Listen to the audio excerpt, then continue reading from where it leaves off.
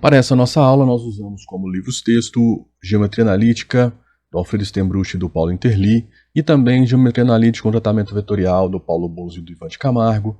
Lembrando que eu sempre indico aqui, porque eu também uso o livro Coordenadas no Espaço, do professor Elon Lages Lima. Os links dos livros estão colocados na descrição, bem como os links de todos os artigos do site que nós usamos para confeccionar essa aula. Então, antes da gente ir para a nossa aula, eu peço para você que você curta essa aula, inscreva no nosso canal se você não é inscrito e compartilhe essa aula com seus colegas se você acha que vai ser útil para eles também, ok?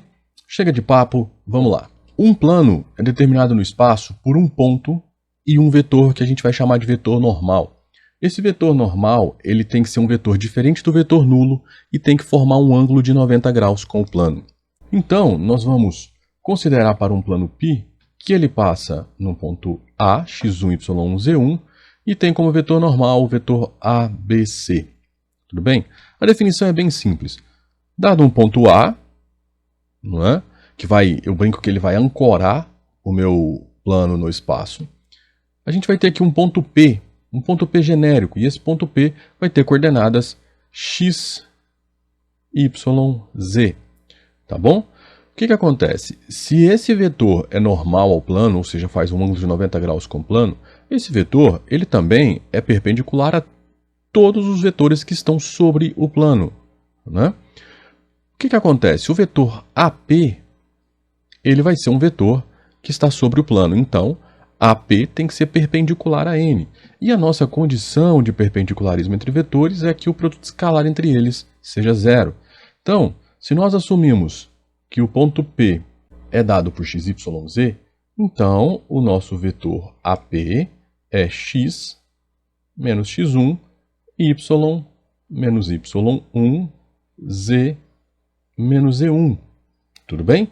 Então, essa nossa relação usando o produto escalar, ou seja, n escalar AP, tem que ser zero, ou seja, A, B, C, escalar x menos x1, y menos y1, z menos z1 tem que ser zero.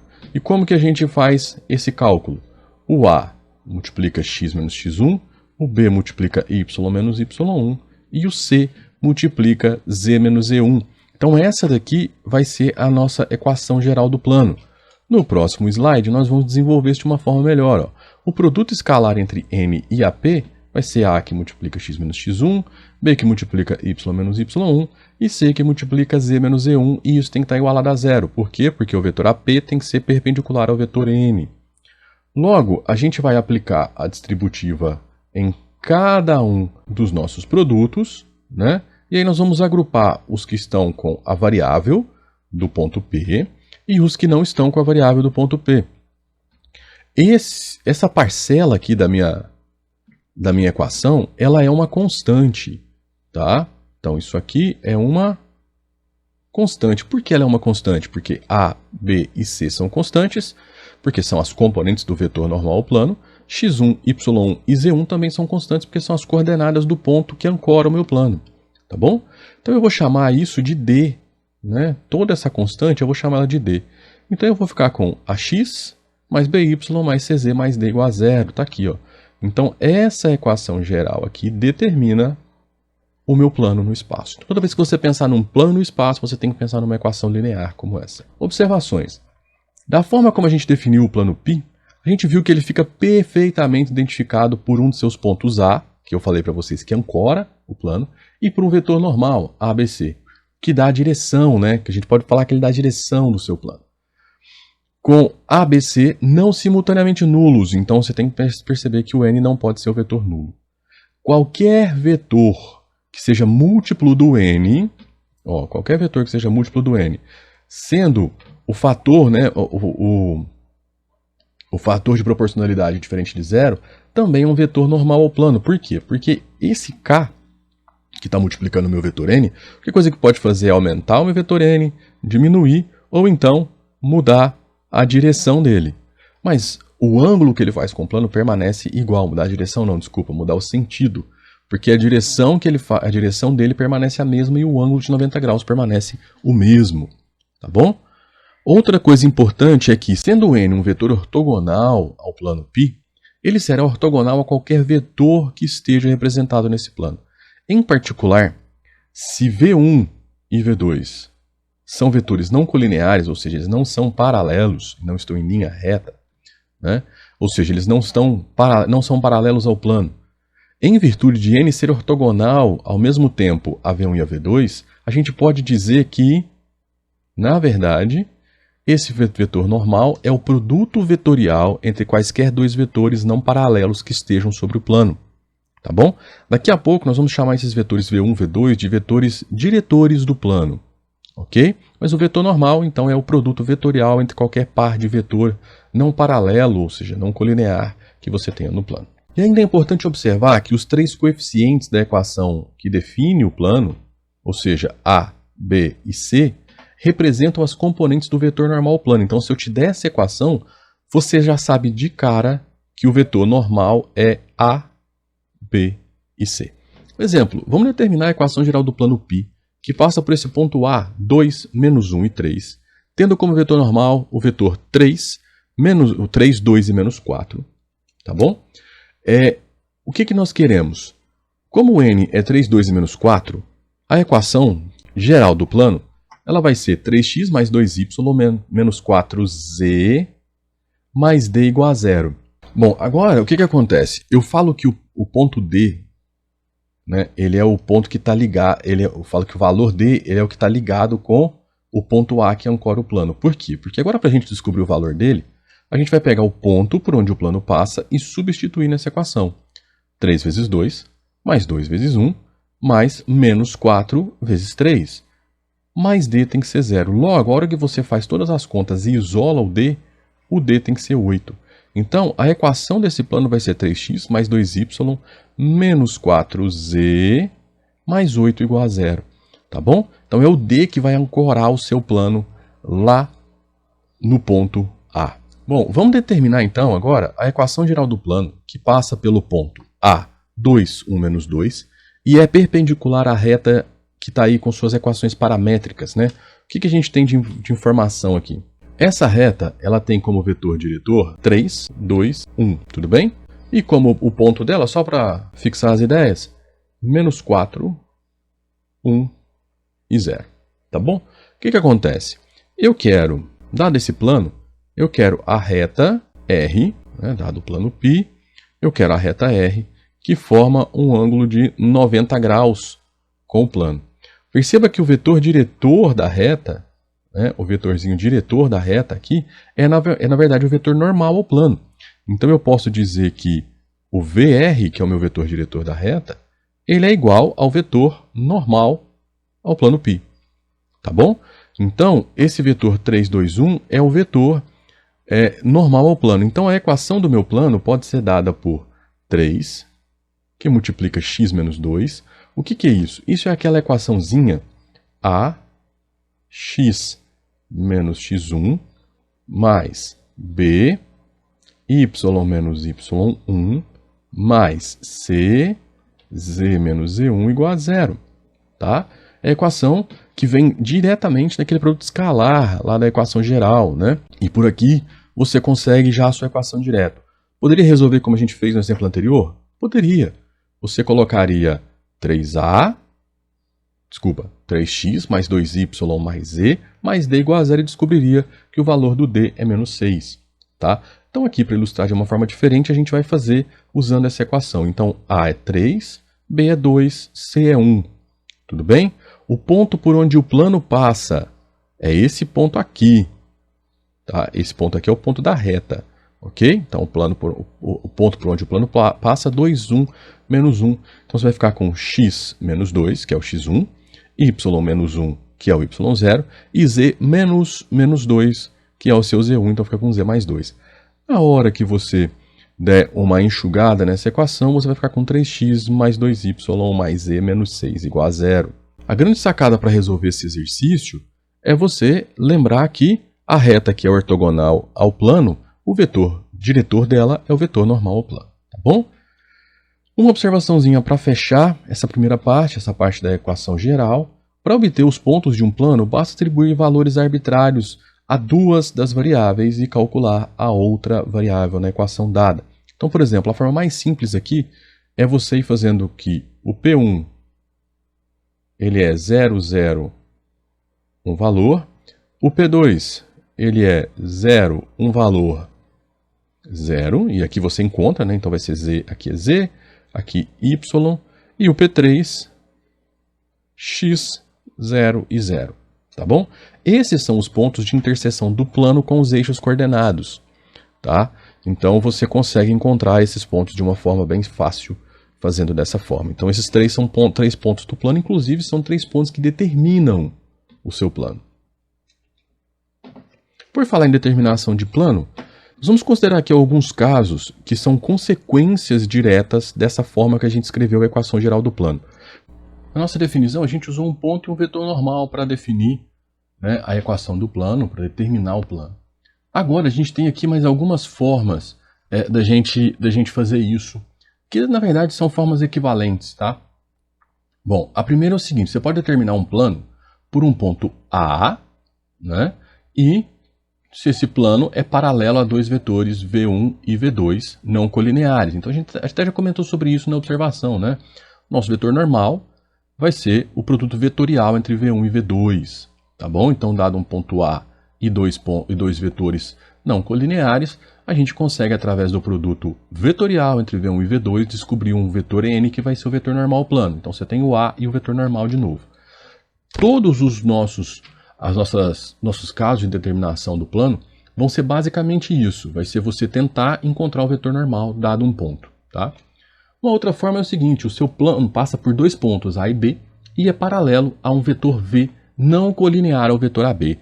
Então o que você tem? Você tem um vetor A, você tem um ponto B e um vetor V. Você consegue determinar esse plano fazendo o seguinte, fazendo o vetor AB, calculando o produto vetorial entre AB e encontrando o seu vetor normal. E aí você usa o ponto A ou o ponto B para escrever a sua equação. Uma outra forma é se você tiver três pontos A, B e C não colineares. A, B e C. Tá? Então, você tem aí os três pontos. Lembra que da geometria clássica, um dos resultados mais importantes é que por três pontos determina-se um único plano? Pois é. Aqui como que você vai fazer isso na geometria analítica? Você vai criar o vetor AC e o vetor AB. E aí, o vetor normal é o produto vetorial entre AC e AB. Tá? E aí você vai encontrar o seu vetor normal. Usa qualquer um dos três pontos, A, B ou C, para encontrar a sua equação. Uma outra forma é quando você tem que o plano tem duas retas concorrentes. Tá? Então, nesse caso, você tem como ponto do plano qualquer ponto de uma das duas retas. Tá bom? Como essas duas retas têm vetores diretores, então o produto vetorial entre esses vetores diretores aqui vai te dar o N. Então pega um ponto A de qualquer uma das duas retas e aí você consegue encontrar a sua equação. Por fim, uma outra forma de você determinar o seu plano é se você tiver duas retas paralelas. Tá? Então nesse caso, você vai ter o V1 que é paralelo ao V2. Né? Então você não pode mais usar o produto vetorial entre eles, porque a gente sabe que nesse caso vai dar zero. Tá bom? Mas o que acontece? Quando você tem duas retas paralelas, você pode pegar um ponto de uma, um ponto da outra, e aí você tem esse vetor aqui, ó, A1, A2, que eu tenho certeza que não é colinear com V1, porque as retas são paralelas, tudo bem? E aí, o produto vetorial de V1 com V2 te dá o N. Então é dessa forma que você vai determinar o vetor normal ou plano. Para ancorar o seu plano num ponto, pega ou A1 ou A2 tranquilamente e encontra a sua equação. Tá bom? Então essas são as formas de você determinar um plano no espaço. Por exemplo, vamos determinar a equação geral do plano, que passa por esse ponto A, 1, menos 3 e 4, e é paralelo aos vetores V1 e V2, respectivamente 3, 1, menos 2 e 1, menos 1 e 1. Bom, nesse caso, o vetor normal ao plano é determinado pelo produto vetorial entre V1 e V2, que é esse determinante simbólico que está aí. Tá? Usando a regra de Sarri, a gente chega que esse vetor N é menos 1, 5 e menos 4. Usando agora a equação geral do plano, né, então a gente sabe que é A, que é menos 1, x menos x1, agora no ponto A, que é 1, mais B, y menos y1, então y mais 3, menos 4z menos 4, ok? E aí, refinando isso, você vai chegar na equação x mais 5y mais 4z menos 2. Mais um exemplozinho aí, vamos considerar agora 3 pontos, o ponto A, B e C, tá? E a gente vai determinar a equação do plano que passa por esses 3 pontos. Que é bem simples, você vai encontrar os vetores AB e AC, porque você pode garantir que eles não são colineares, porque os dois têm origem no mesmo ponto e extremidades em pontos diferentes. Então, B menos A, menos 2 e 2, e C menos A, menos 1, 1, 2, lógico que estamos considerando essas coordenadas aqui, tá bom? Então, com isso, o nosso vetor normal ao plano vai ser o produto vetorial entre AB e AC. E aí, usando o nosso determinante simbólico, temos menos 6, 2 e menos 4, né? Eu usei a regra de Sarri, e aí a equação geral do plano vai ser menos 6, x, e aí eu usei agora o ponto A, podia usar o B ou o C, tá? Menos 6x menos 2, né? Então o 2 por causa desse 2, 2 que multiplica y menos 1, e menos 4 que multiplica z mais 1 igual a 0. Refinando aqui a sua conta, você vai chegar na equação 3x menos y mais 2z menos 3 igual a 0. O plano também tem equações paramétricas, tá? Então, dado um ponto A, x1, y1, z1, um ponto pertencente a um plano π, e os vetores u, a1, b1, c1 e v, a2, b2, c2, dois vetores não colineares, um ponto P pertence a esse plano π, que passa por A e é paralelo aos vetores u e v, se e somente se existem os números reais h e t, tais que o vetor AP seja igual à soma de vetores paralelos entre u e v. Tá aqui, ó, u e v. Tá bom? Então, aqui você tem uma ilustração de que o vetor AP ele é a diagonal do paralelogramo de t vezes u e h, de t vezes v e h vezes u. Tá bom? E dessa forma, então, usando as coordenadas, você tem x menos x0 para fazer o AP, P menos A. X menos x1. Só para ficar na mesma notação, eu vou colocar aqui x0, y0, z0. Tudo bem? Então vamos ficar com x menos x0, y menos y0, z menos z0 como vetor AP. H vezes u é h vezes a1, b1, c1 e t vezes v, t vezes a2, b2, c2. E aí, da mesma forma que a gente escreveu as equações paramétricas da reta, a gente vai escrever agora as equações paramétricas do plano. Vou igualar x menos x0 a h a1 mais t a2, tá? E aí vou ficar com x igual a x0 mais a1h mais a2t. Seguindo na mesma lógica, você fica com y igual a y0 mais b1h mais b2t e z igual a z0 mais c1h mais c2t. Tudo bem? No cálculo, quando a gente vai aplicar essas coisas ao cálculo, a gente usa mais a equação geral do que as equações paramétricas. A gente só usa as equações paramétricas quando a gente precisa lá parametrizar a superfície, nossa superfície é um plano, tá bom? Por exemplo, vamos achar as equações paramétricas do plano que passa pelo ponto A, 2, 1, 3 e é paralelo aos vetores u, menos 3 e 1 e v, 2, 1 e menos 2. Aqui é bem simples, né? X, y e z igual 2, 1, 3 menos 3 mais 1 vezes h, todas as linhas, mais 2, 1 e menos 2, que multiplica tem todas na última coluna aí, né, para todas as linhas. E aí você tem as suas equações paramétricas do plano. Bom, agora nós vamos escrever as equações paramétricas do plano, dados 3 pontos, ponto A, B e C. Tudo bem? Sabe-se que esses 3 pontos não colineares determinam um plano. E aí o que a gente vai fazer? Os vetores diretores vão ser AB e AC. O AB, B menos A, o AC, C menos A. Tudo bem? Vai ser 3, menos 5 e menos 1 o AB, menos 4, menos 5 e 6 o AC. E agora eu vou escolher o ponto A, podia ter escolhido o ponto B, para escrever as equações paramétricas, x igual a ponto A, 5, mais 3h menos 4t, y igual a 7, mais menos 5h menos 5t, E z igual a menos 2 mais menos 1 vezes h mais 6 vezes t. Está aqui. Tudo bem? Então, quando você tem 3 pontos, os seus vetores diretores do plano são os vetores formados por esses 3 pontos, onde a origem dos dois é o mesmo ponto. Tudo bem? Gostou da nossa aula? Se você gostou, eu peço sempre que você curta ela, compartilha com seus colegas e se inscreva no canal. Sempre que você faz essas coisas, o YouTube entende que o nosso conteúdo é relevante e dissemina ele mais, tá bom?